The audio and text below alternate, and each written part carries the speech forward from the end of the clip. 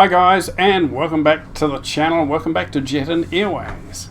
Now today we're taking a little hop, a little short commuter flight from Miami, KMIA, just over and up the coast a little bit to KFXE. So it's a lovely little flight. It's a beautiful day, and today we are in our little Bandeirante.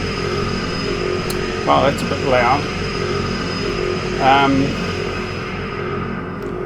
The Bandeirante, it's a lovely little airplane. Actually, it's beautifully modelled. I've been playing around with it for the last few days, and it's actually a very, very nice plane. It was on the marketplace, so I've got a few of these little planes like this that I bought that I've never actually used very much, which is the reason why I put a cap on my spending. I don't buy any planes anymore. I've got too many that I don't actually fly. The only plane I'll be buying next will be, for Flight Sim 2020 anyway, will be PMDG 737. But I think this little Bandeirante is actually very understated. It is very understated, and it is underappreciated, I think, and definitely underutilized. It is a really, really nice plane. It does everything it's supposed to do. I've been trying to figure out the, haven't figured out the ILS landing system, if it has got one. I've figured out a little bit about the autopilot, so we're going to use that today as we follow the GPS. I'm going to try and use the altitude on the autopilot. It can be a little bit tricky, but I'm going to give it a go. But if you haven't got the little Bandeirante, have a look at it. It is an excellent little plane. So let's have a look inside. All the doors open, the steers come out, the cargo doors open. It does everything it's supposed to do. It's beautifully modelled inside. You can go back in through the cabin and see the cargo doors, the cargo if you have cargo. The detail and the modelling inside is beautiful. Look at the leather seats. I can almost smell the leather there. And the levers and the controls and the gauges, everything is just rendered beautifully. It really is a lovely little aircraft, very understated, I think. Okay, just a couple of things I need to do. I need to turn that on. Now I want to also just go up here, turn on our generators. I'm going to turn on, we've got some taxi lights up here somewhere.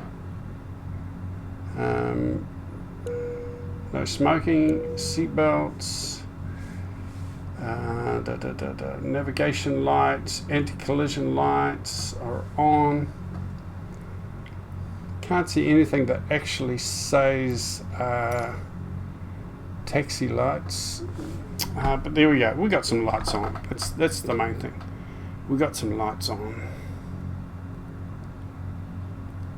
Generators on. Yep. Okay. I haven't flown this too often, so I was a little bit rusty the other day when I had a look at it. So we'll give it a go.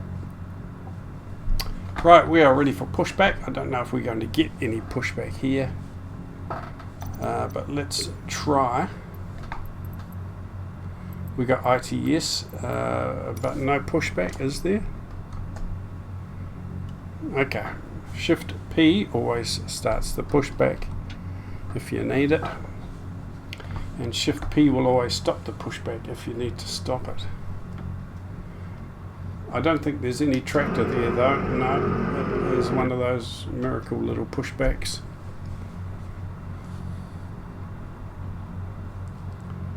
So we're at Miami, quite a good size, quite a big airport actually. It's the center of one of our hubs, our Miami hub for Jet and Airways. I haven't had a look at all this down here yet.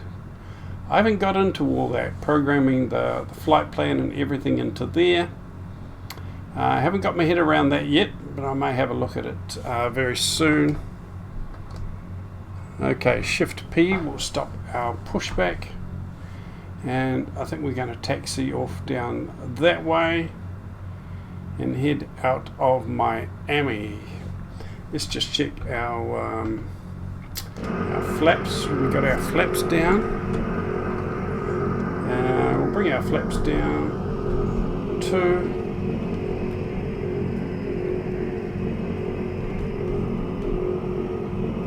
bring our trim down just a little bit. And I think we're ready to taxi here.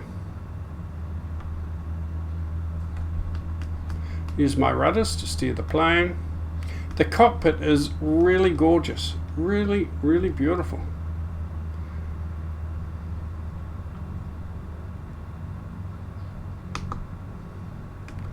The only thing I've noticed with it is that it looks like a brand new plane. Whereas the equivalent to this one in X-Plane, you can see some weathering and wear and tear on the levers and the knobs and the switches, which looks really, really cool. But this one actually looks so clean, it looks like a sort of a brand new plane, which is very nice. It's beautifully done, but I think having a bit of wear and tear on the levers and the knobs, especially a plane of this age, actually looks very cool. So in X-Plane 11, the cockpit looks even better than this. And you notice these lights are just a solid green, but the Bandeirante, or the same plane, the equivalent in X-Plane 11, these lights actually look like glass. They look like little glass bulbs inside there shining out. It is excellent, really nice, but these are just straight bright green, which don't look as real as the X-Plane 11 one. However, it is nice. It is a lovely cockpit. Everything's done beautifully.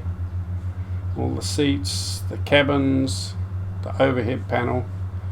It's all very, very high resolution and very nice. Now, I don't want to be going too fast.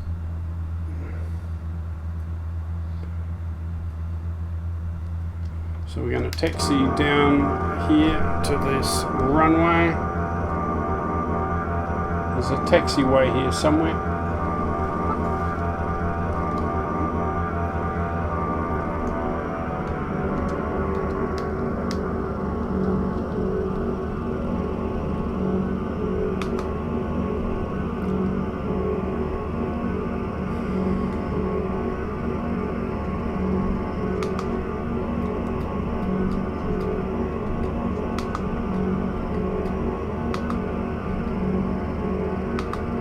I've been spending quite a bit of time on X-Plane 11 because I'm trying to get some experience on a study level plane, and there's no study level plane Boeing jets in Flight Sim 2020 yet. After all this time, believe it or not. So I've been trying to get some experience with a study level plane in X-Plane. The default 737 is very close to study level. Then we've got the Zebo mob that is absolutely study level in X-Plane. So trying to get some experience, trying to get some learning in before the PMDG 737 arrives for Flight Sim 2020.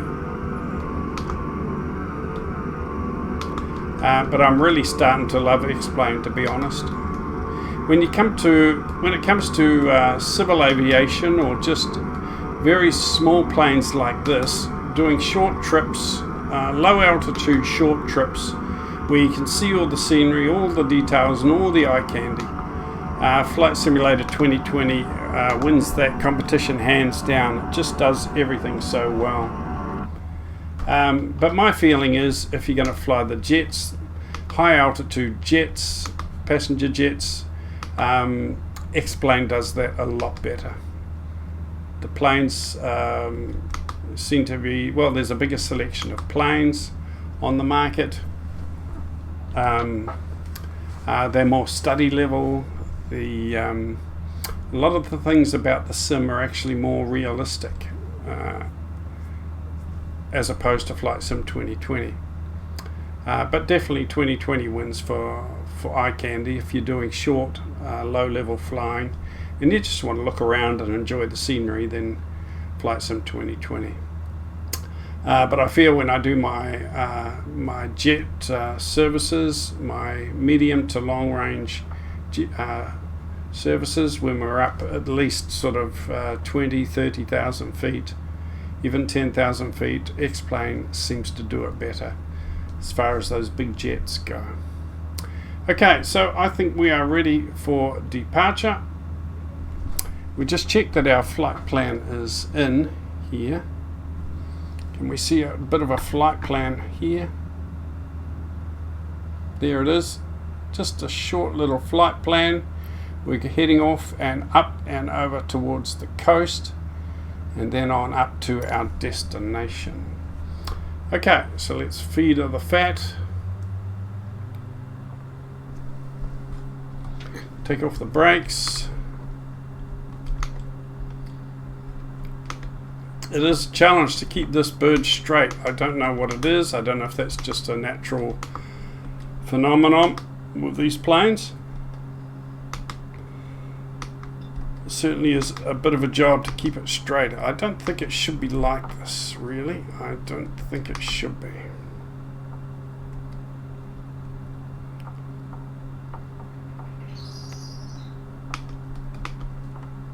Let's take it up here. It's getting a bit wobbly. Bring up the gear.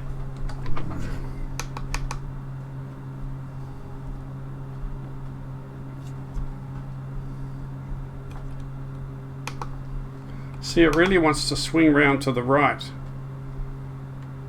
I got no idea what's happening there. Any helpful tips and suggestions are always welcome in the comments.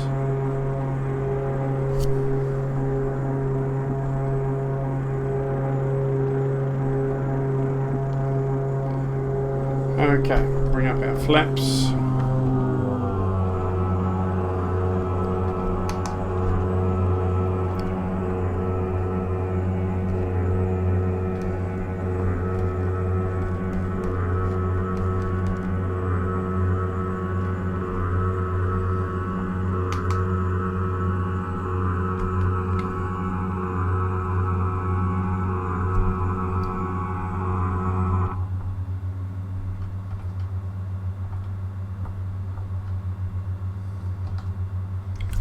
Okay, we're going to come down here, turn on our autopilot and turn on navigation, and that should take care of our plane following our GPS, and we'll get that all set up and sorted and settled before we start playing around with the altitude, I think.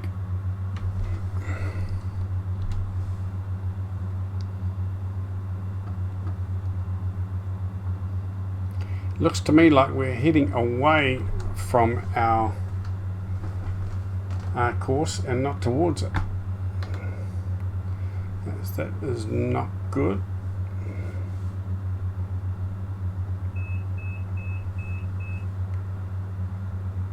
Oh, I know. We've got to have this.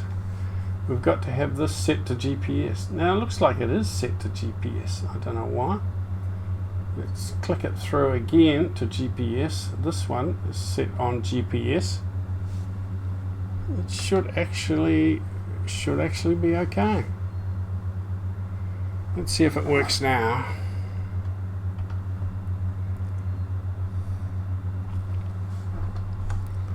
See if we're going to intercept our flight plan. Looks to me like we're heading absolutely off in the opposite direction. We're doing a bit of a wonky way around here.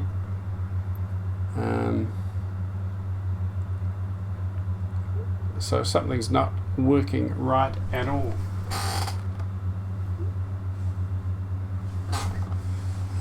Flight director.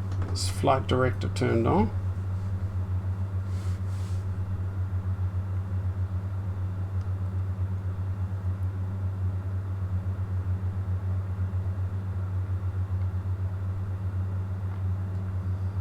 Flight director. Turn flight director on, and Let's see if that makes a bit of a difference.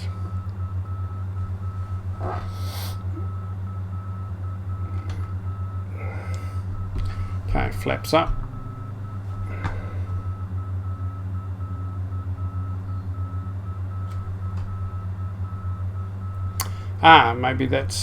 Maybe that's what I did wrong. I didn't have the flight director turned on.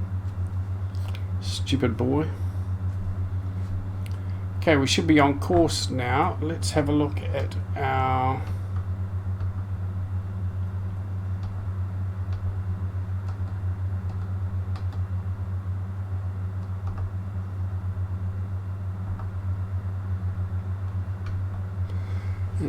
at our altitude. We're at 4,000 feet. We don't need to cruise too high today. I think I'll set our altitude at 5,000 feet. That's our vertical speed. This is our altitude setting. Takes a bit of getting used to this, I tell you. You got to get your altitude set and then go to vertical speed. You want vertical speed up, not down.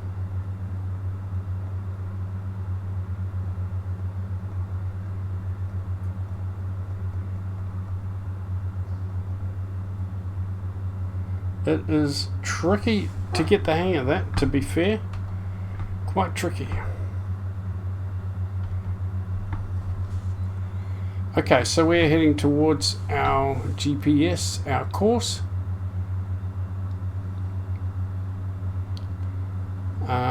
Our altitude should be going up. We should be climbing. We are climbing slowly, so that is good.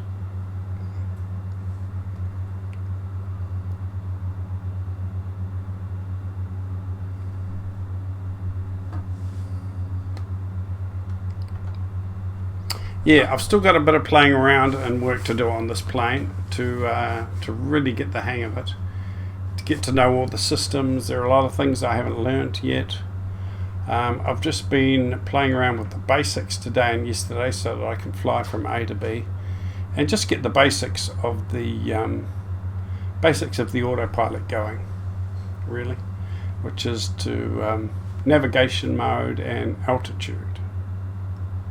If you can get those two sorted out on the autopilot, at least you can fly from A to B and get the job done.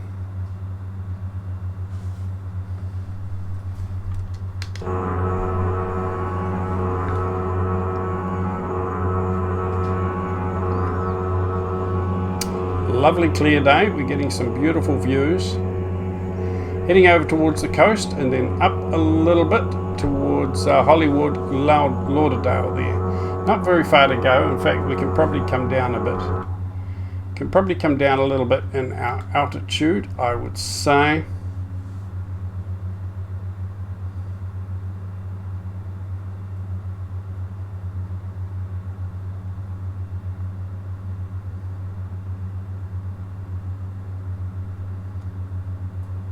Vertical speed. No, we want down, not up. And you click it to get vertical speed. Click it again to get your altitude set, I think. 7.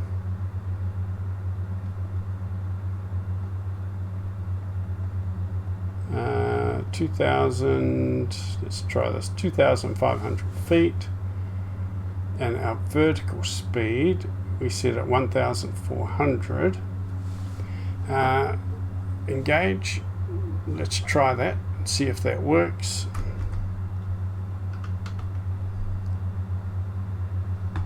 Okay, we're at 5,500 feet and we are not descending, so that's not working.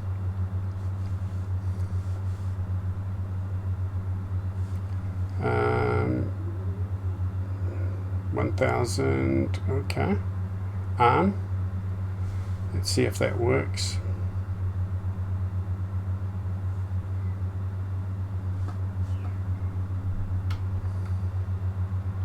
Okay, we're starting to descend now, so that is a good thing. Maybe that is okay. So our vertical speed is 1000.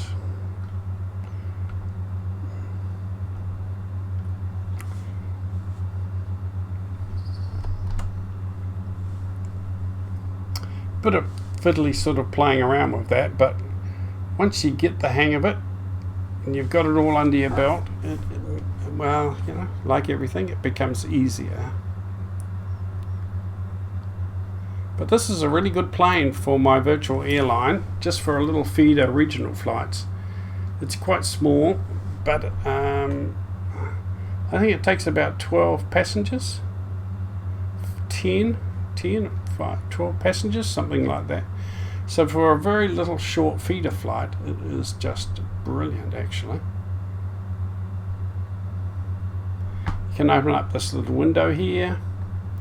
Now you've got a tablet here. You can go into the tablet when you're at the airport before you depart or take off. You can set up all your settings.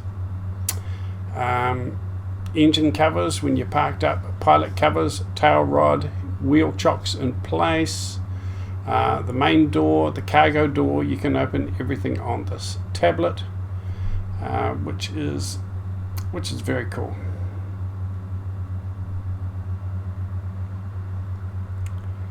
Okay, let's have a look at our altitude, 3,500 feet.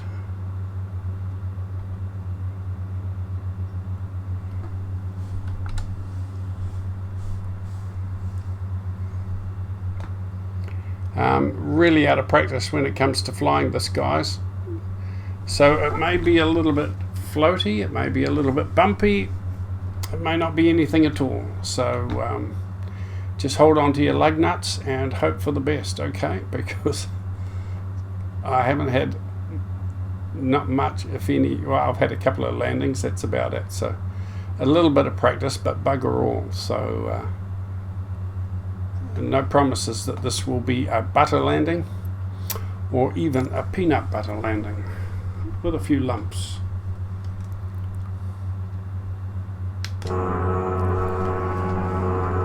Coming up the coast from Miami, some beautiful eye candy here, some beautiful scenery. It's a good thing about these little short regional feeder flights and these little planes. You do get to enjoy all the wonderful scenery. That little airport down there. Beautiful coast.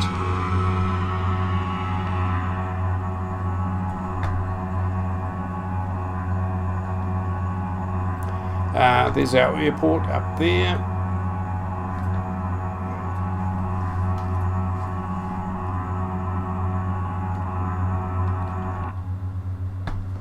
(2,500 feet). We're coming in nice and slow and very low because we haven't got far to go at all. We don't want to be at too high altitude.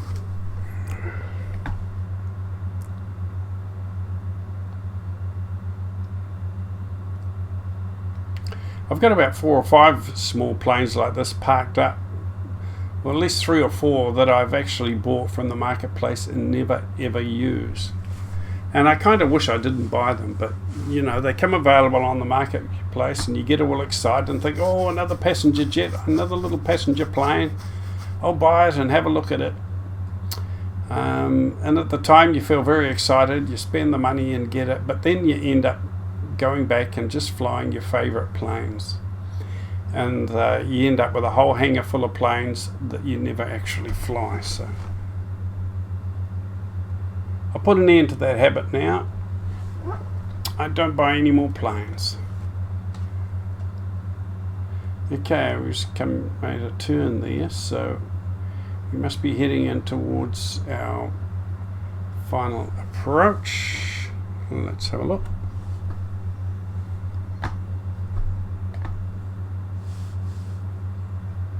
Oh yeah, we're doing a big loop round to the left. Could probably start bringing our speed down, dropping some flaps, because we are actually quite close. Maybe I can drop my altitude on here.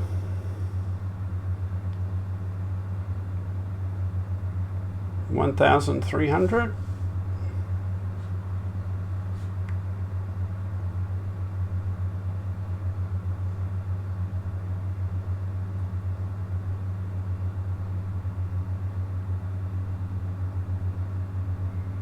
Vertical speed, altitude 300. Better not come down too low.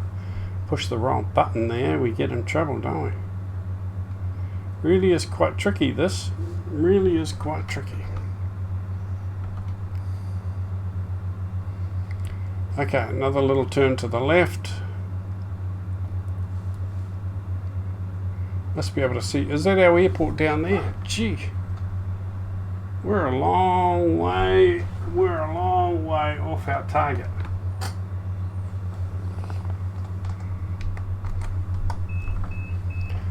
So I've turned off the autopilot. We're going to do a pattern. We're going to fly a downward leg. Classic sort of a box pattern. We're going to fly a downward leg and then we're going to land from the other end. Because our approach was not that good, we were way too high. I was playing around with the autopilot and doing stuff, so that's not good. Just trying to trim the aircraft here so we're not climbing all the time. I'll drop some flaps down.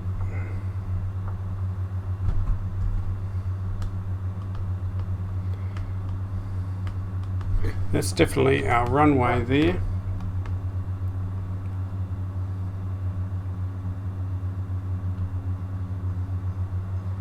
So we should have been a lot lower than that as we came round on that loop.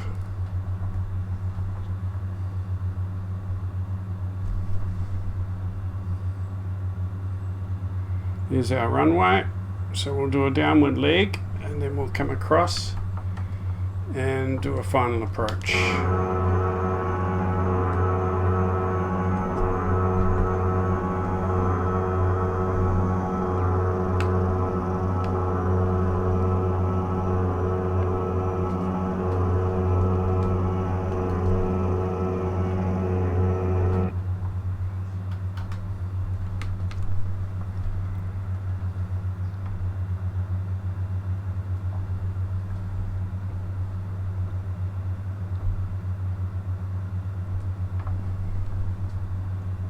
Oops.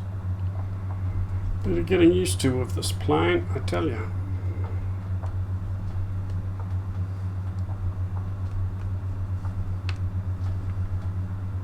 Once you get it trimmed right, you're okay actually. Just a matter of getting the plane trimmed correctly. It makes it easier.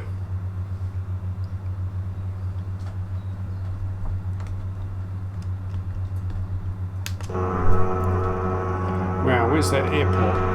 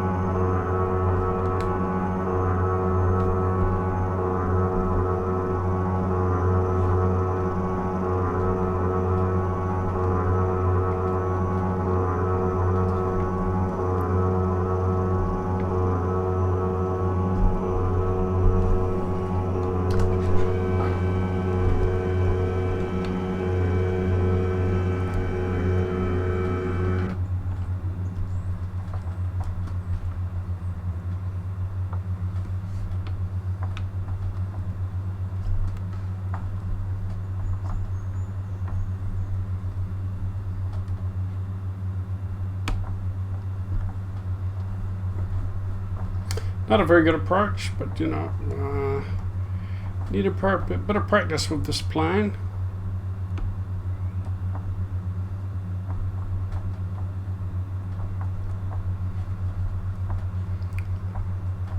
See if we can bring it down nice and relatively smooth or without any dramas.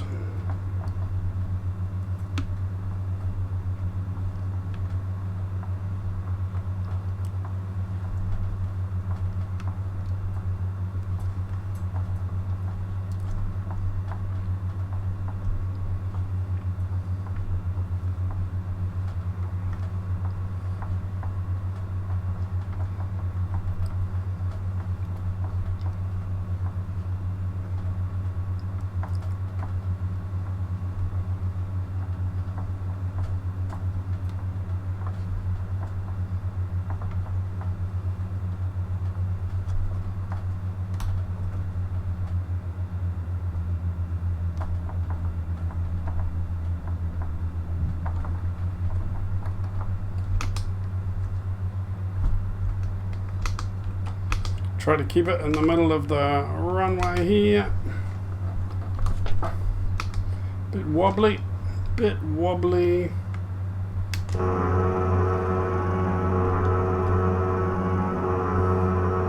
but that's okay.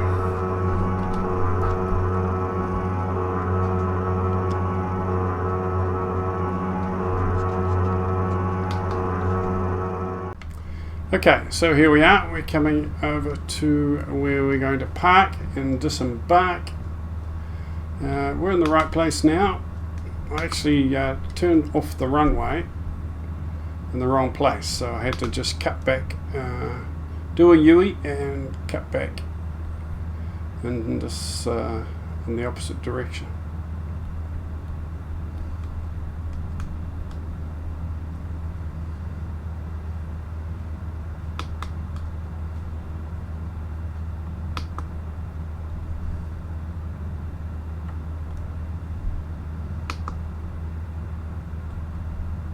So we're going to disembark our passengers here.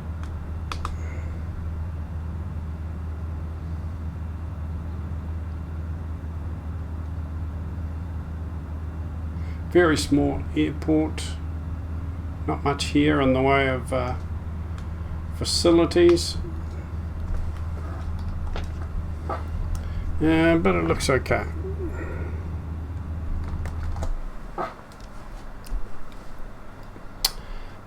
Now if we come down here to our tablet again,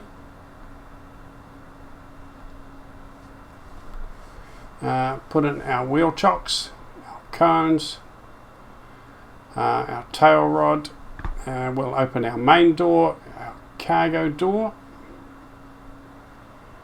and I think we're okay. We can disembark our passengers.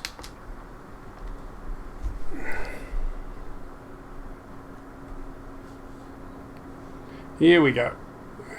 Doors are open, steers are down, our chocks are in place, and ready to unload a little bit of cargo, and our passengers have gone already. Man, they didn't hang around. Didn't hang around to say thank you or nothing. Does that reflect on my landing or what? I don't know. I know my landing wasn't great, but I need more practice with this bird. But it is a nice looking little plane. I really like it, so I would like to get good at it. So I may spend a bit of time over the next few days. Okay guys, you take care. Don't buy too many planes on the marketplace, because I know you're not going to fly them all. You always end up with your favorites or your favorite plane. So just be careful. Try to control yourselves. Don't be like me, okay? End up with a whole hangar full of planes I never use. And there are some beautiful planes coming out now. The Kodiak just looks absolutely fantastic. But like I said, I've got a lot of small planes that I don't fly. Like this one, for example, the Twin Otter is absolutely fantastic. So I need to do some more time with this one. The Bandeirante and the Twin Otter, I think that is enough small planes for me, enough to keep me busy. And of course, once the 737 comes out, I'm going to be flat out for weeks playing with that. So I'm not going to buy the Kodiak, even though it looks so amazing. Okay guys, keep safe. Hope you enjoyed the little short video, a little short commuter flight, and I will talk to you again soon on the next video. Take care. Ciao.